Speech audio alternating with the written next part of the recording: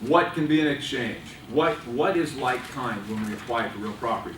Now, people look at 1031 companies and say we're real estate companies. Well, we're not. We have nothing to do with real estate, honestly, other than it's one asset class we work with. So we're looking at real property, which is why we're here today talking about it. The like-kind requirement for personal property is totally different than the like-kind requirement for real property. Real property is a very broad definition. You can exchange out of a rental house into an apartment building, into dirt, office buildings, strip malls, a place at the beach to retire into. All those things are going to be of like kind.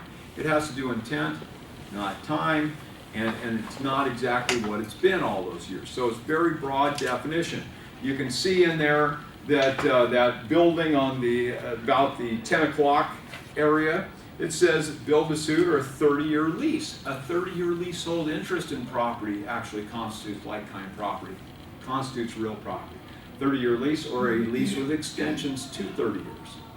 So even that will fit. So it's very broad definition. When we look at this Tax Reform Act, the measure that they put forth, this is something that they have been kicking around a little bit. It's tightening the like-kind requirement, which is a problem.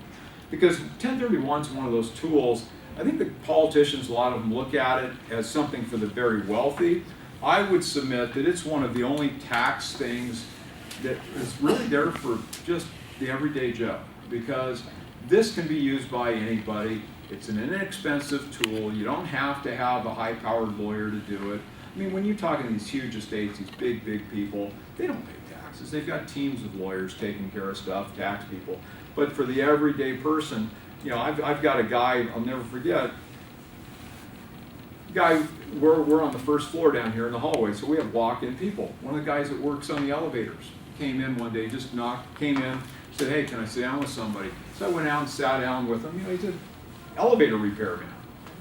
And he lived over in Northeast. He's a really nice guy. So one of his neighbors was moving away. He'd always help this gal out with different things. She says, hey, I'm going to sell my house. Are you interested? Well, yeah, sure, I'll buy it. So he ends up buying it. Another neighbor came to him one day. He buys it. So he's got very little money. Now he's got, you know, millions of dollars from the property. It's great. He doesn't have tax or legal people to take care of him, but he saw what we did. He understood, and he can do it. And for $1,000, he does an exchange. That's a pretty nice situation.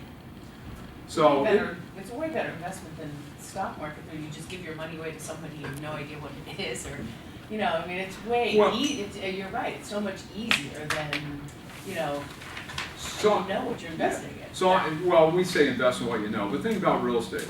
Okay, do you have to? I always joke I'm in the business selling real estate to real estate people. If you buy gold, what are you betting? That it goes up in value, right?